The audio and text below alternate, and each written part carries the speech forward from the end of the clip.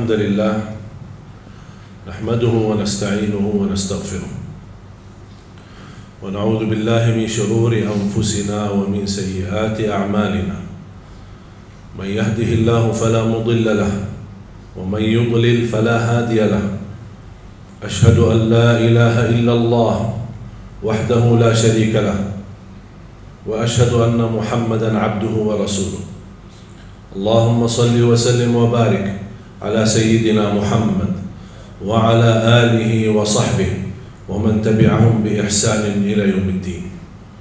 يا أيها الذين آمنوا اتقوا الله حق تقاته ولا تموتن إلا وأنتم مسلمون. يا أيها الناس اتقوا ربكم الذي خلقكم من نفس واحدة وخلق منها زوجها وبث منهما رجالا كثيرا ونساء واتقوا الله الذي تساءلون به والأرحام إن الله كان عليكم رقيبا. يا أيها الذين آمنوا اتقوا الله وقولوا قولا سديدا يصلح لكم أعمالكم ويغفر لكم ذنوبكم ومن يطع الله ورسوله فقد فاز فوزا عظيما. أما بعد معاشر المسلمين أوصيكم ونفسي بتقوى الله عز وجل فقد أفلح وفاز المتقون. معاشر المسلمين jamaah Jumat yang dimuliakan Allah Subhanahu wa taala. Senantiasa setiap Jumat khatib mengingatkan kenaikan dan kualitas takwa kita kepada Allah Subhanahu wa taala. Takwa bukan wasiat para alim ulama. Takwa bukan wasiat para khatib, bukan wasiat para da'i, para asatiz. Taqwa wasiyatullah kepada Nabi dan Rasul. Ya ayyuhan Nabi ittaqillah. Taqwa wasiyatullah kepada orang-orang beriman. Ya ayyuhalladzina amanu ittaqullah. Taqwa wasiyatullah kepada seluruh manusia. Ya ayyuhan nas ittaqu rabbakum. Taqwa wasiyatullah kepada umat Nabi Muhammad sallallahu alaihi wasallam dan ummah yang terdahulu. Walaqad wassayna alladhina utul kitaba min qablikum wa iyyakum an ittaqullah. Kunci diterima amal ibadah kita di sisi Allah taqwa. Innama yataqabbalu Allah minal muttaqin. Kunci kemudahan dalam segala urusan taqwa. Wa man yattaqillah yaj'al lahu min amrihi yusra. Jaminan jalan keluar dari segala kesempitan dan segala persoalan yang kita hadapi taqwa. Wa man yattaqillah yaj'al lahu makhraja. Bahkan menjaminkan rizki wa yarzuqhu min haitsu la yahtasib. Taqwa jaminan keselamatan dari siksa neraka jahannam. Thumma nunajji alladhina taqaw wa nadharu adh-dhalimina fiha jithiya. Dan Rasulullah sallallahu alaihi wasallam bersabda di hadis yang sahih, ittaqillaha haitsu ma kunt, bertakwalah kepada Allah dimanapun berada. Taqwa bukan hanya di masjid atau di saat kita majlis dan beribadah. Dimanapun kita berada, kita menjaga taqwa. Inti daripada takwa kita merasakan selalu Allah menguasai kita. Dimanapun kita berada, tidak ada yang bisa kita sembunyikan, tidak ada yang bisa kita rahasiakan. Karena yang tersembunyi bagi Allah itu nyata. Kita sebagai manusia wajar kalau kita berdosa dan bersalah, karena kita manusia bukan maksum. Malaikat tidak boleh berdosa, bahkan tidak bisa berdosa. Kita sebagai manusia harus berdosa. Tapi Allah Subhanahu wa ta'ala suka orang-orang yang berdosa, yang selalu memohon ampun, yang selalu bertaubat. Nabi kita Nabi Muhammad sallallahu alaihi wasallam istighfar dalam satu hari 100 kali. Nabi Muhammad yang sudah mendapat jaminan ampunan segala dosanya, dia memohon ampun 100 kali setiap hari. Kira-kira kita seperti apa? Allah Subhanahu wa ta'ala paling senang orang-orang yang selalu istighfar. Bahkan dengan kita banyak istighfar dan rutin menjaga istighfar, mendapatkan jaminan jalan keluar dari segala kesusahan, bahkan mendatangkan rezeki dari tempat yang tidak pernah kita nyangka. Man lazima al-istighfar ja'ala Allahu lahu min kulli hammin faraja wa min kulli dhiqin makhraja wa yarzuqhu min haitsu la yahtasib. Barang siapa yang menetapkan dan terus menerus istighfar setiap waktu dan setiap saat, dia akan mendapatkan kemudahan dalam segala kesusahan dan akan mendapatkan jalan keluar dari segala kesempitan. Bahkan Allah akan membuka pintu rezeki yang tidak pernah dia nyangka. Ma'asyiral muslimin, jamaah Jumat yang dimuliakan Allah Subhanahu wa taala. Kita umat Islam diberikan oleh Allah kemuliaan. Posisi kita di sisi Allah mulia. Perilaku kita yang menghina diri kita, yang menurani kemuliaan kita di sisi Allah. Perilaku kita yang membuat kita rendah di sisi Allah. Padahal Allah Subhanahu wa taala sudah menetapkan kita di tempat yang tinggi. Wala tahinu wala tahzanu wa antumul a'launa in kuntum mu'minin. Jangan kalian menghina diri sendiri, jangan kita memperbuat kesedihan, karena kalian sudah ditinggikan oleh Allah Subhanahu wa taala dengan kemuliaan kalau kalian betul-betul beriman. Salah satu jaminan kemuliaan kita adalah Al-Quran. Semakin kita dekat sama Al-Quran, semakin terjaga kemuliaan kita di sisi Allah. Al-Quran sudah mulia. Innahu laqur'anun karim, sebagaimana ayat di suratul Waqiah. Innahu laqur'anun karim, sesungguhnya Al-Quran itu mulia. Saya mengambil pelajaran, kalau Al-Quran itu sendiri mulia, buat kita apa? Membaca beberapa ayat dan jumlah beberapa hadis, saya menemukan Al-Quran bukan sendiri mulia, tetapi Al-Quran menjamin dan membagikan kemuliaan bagi orang-orang yang selalu dekat sama Al-Quran. Sahabat Rasulullah SAW tidak ada hentinya membaca Al-Quran.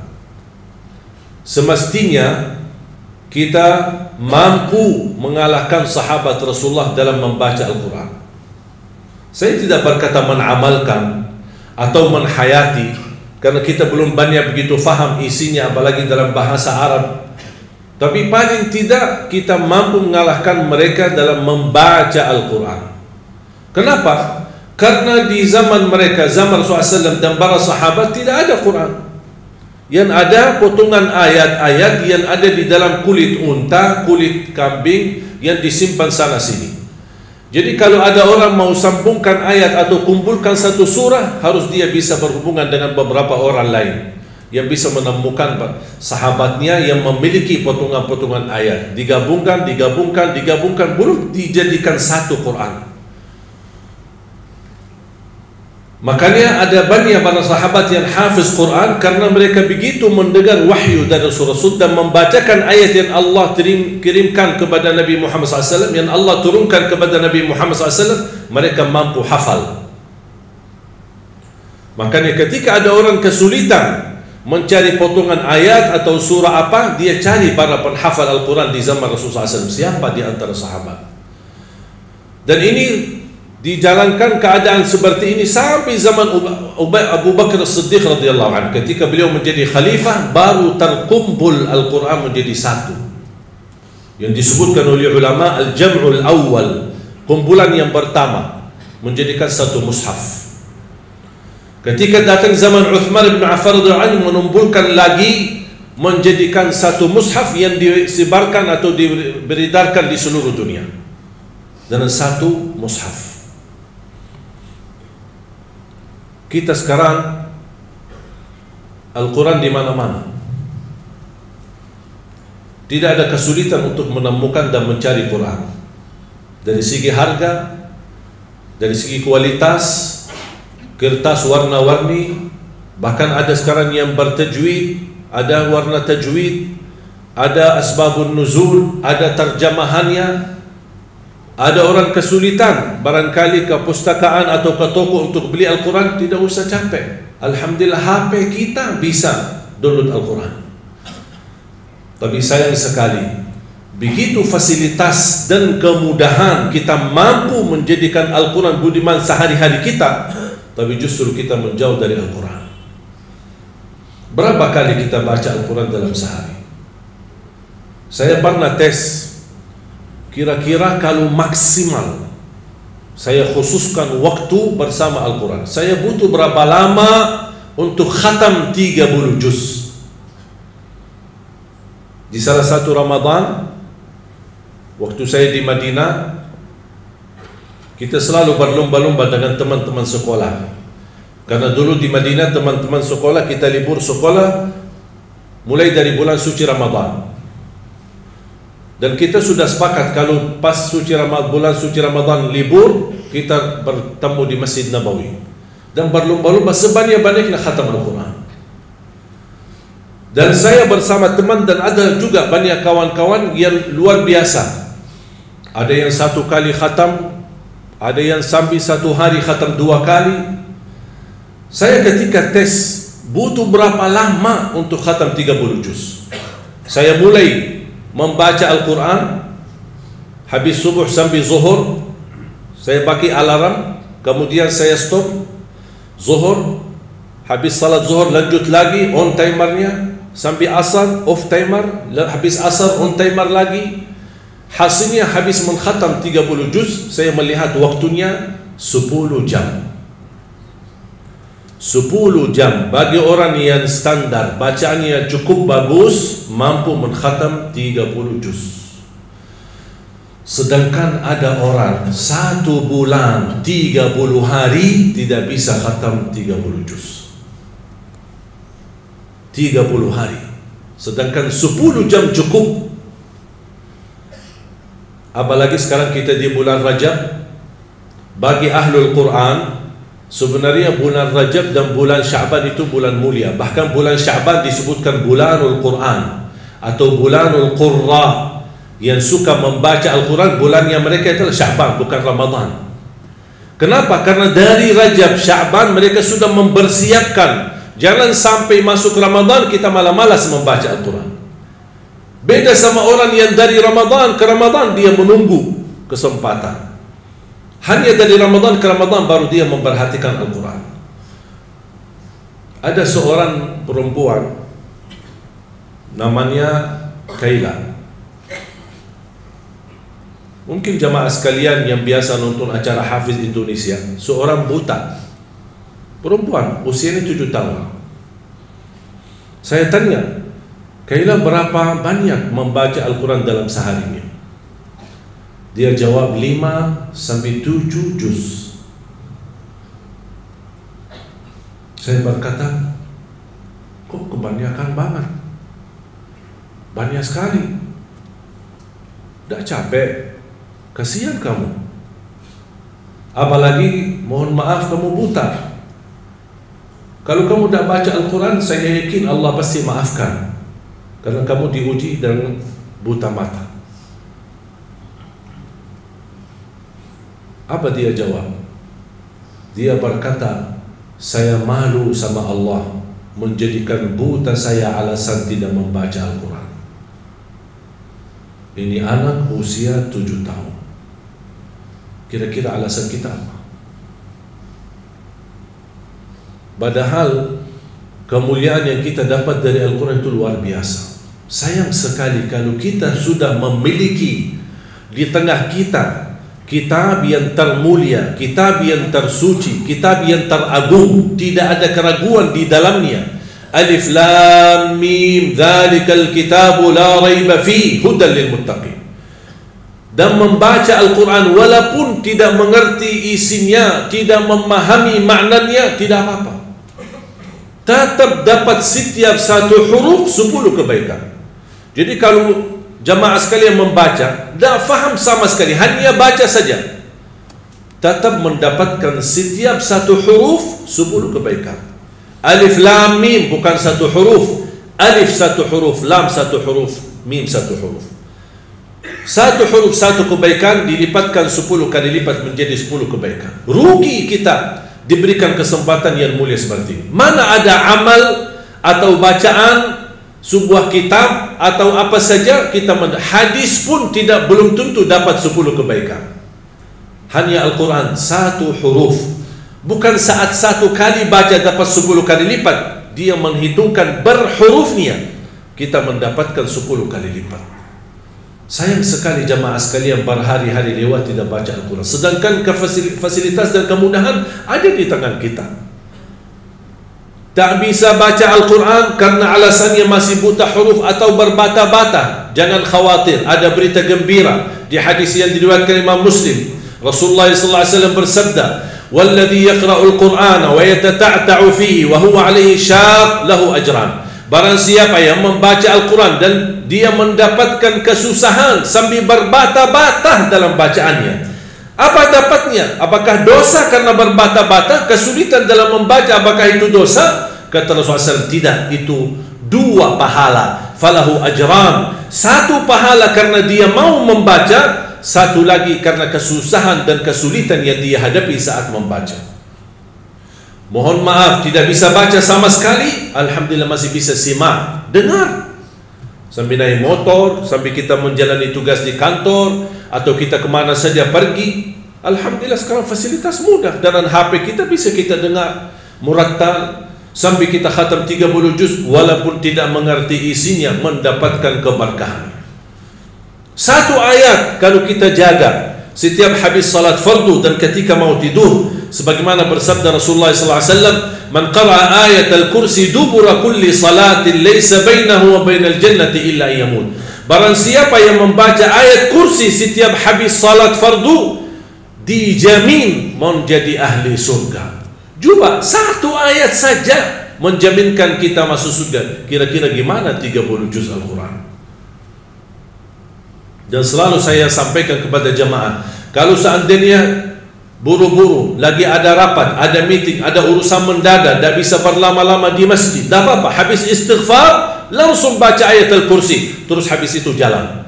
Terus gimana? Subhanallah walhamdulillah dan zikir-zikir yang lain, tak apa-apa, sambil jalan pulang bisa kita jalankan zikir itu. Asal jangan tinggalkan ayat kursi setiap habis salat, karena itu jaminan mendapatkan surga Allah Subhanahu wa ta'ala. Saya harap jamaah sekalian, kita mempersiapkan diri mulai sekarang. Jangan menunggu Ramadan yang datang, karena belum tentu bertemu Ramadan. Tidak ada yang punya jaminan punya umur sampai bulan suci Ramadan. Makanya saya harap kalau tidak bisa 1 juz dalam 1 hari, minimal mulai harimu baca Al-Quran, tutupi harimu dengan membaca Al-Quran.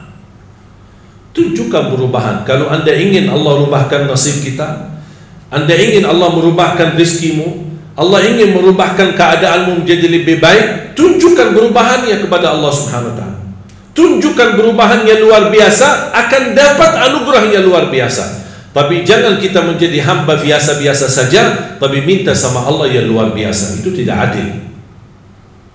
Oleh karena itu jamaah sekalian, mari kita minimal mulai harimu baca Quran semampunya. 1 ayat, 2 ayat, 1 halaman, apa yang anda mampu tunjukkan. Begitu habis subuh, sebelum beraktivitas, sebelum jalan ke kantor atau kemana, kita baca Al-Quran. Begitu pulang, sudah mau tidur, siap-siap, sebelum tidur ambil air wudu dan baca Al-Quran. Habis itu tidur. Semoga di antara kita memulai hari kita baca Quran, tutupi hari kita baca Al-Quran, semoga di antaranya kita mendapatkan keberkahan oleh Allah Subhanahu wa ta'ala. Berkah terjamin. Saya belajar dari ibu saya, setiap hari tidak pernah lewat pasti khatam suratul Baqarah setiap hari. Karena Rasulullah SAW bersabda, "Alaikum bi suratil Baqarah fa inna akhdaha barakah wa tarkuha hasrah wa la tastati'uha al-batalah." Ambillah suratul Baqarah, jagalah suratul Baqarah. Barang siapa yang membawa suratul Baqarah, sesungguhnya dia telah membawa keberkahan. Dan barang siapa yang meninggalkan suratul Baqarah, kata Rasulullah SAW, akan menyesal.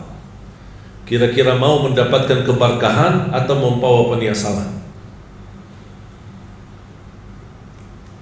Kalau kita merasa diri gagal menjadi ahlul Quran atau penghafal Al-Quran, mohon dengan sangat, jangan gagalkan anakmu menjadi penghafal Al-Quran.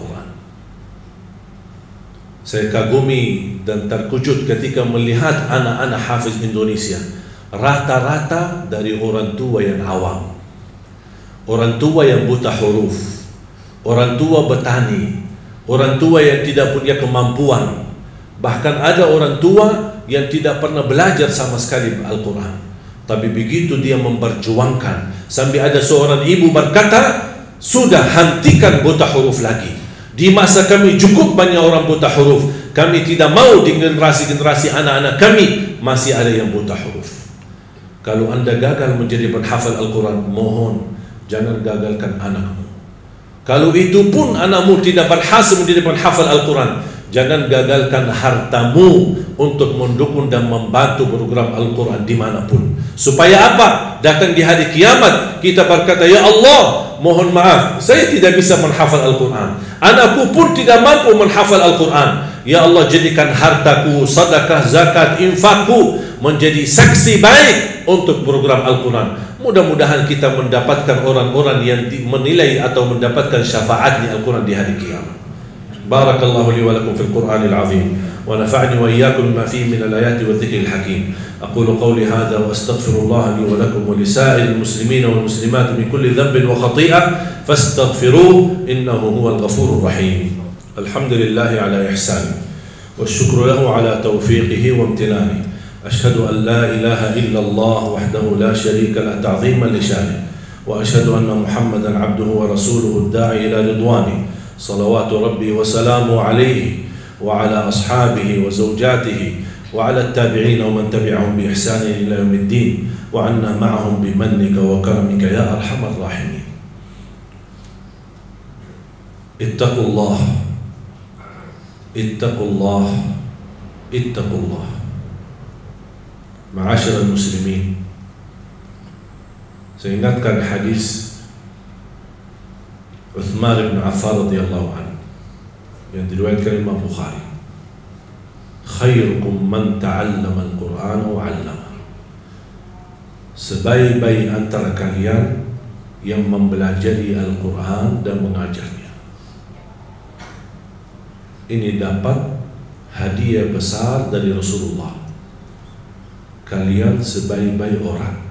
Syaratnya apa? Mempelajari Al-Quran.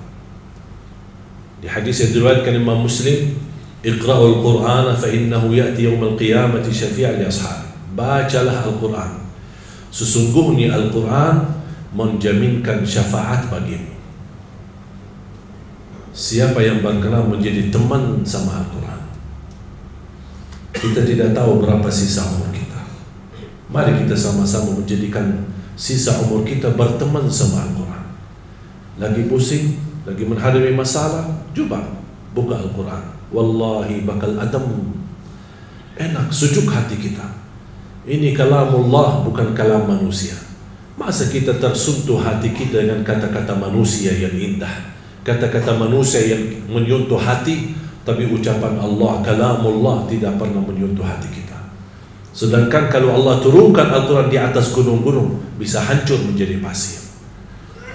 Mari kita sama-sama memperhatikan Al-Quran.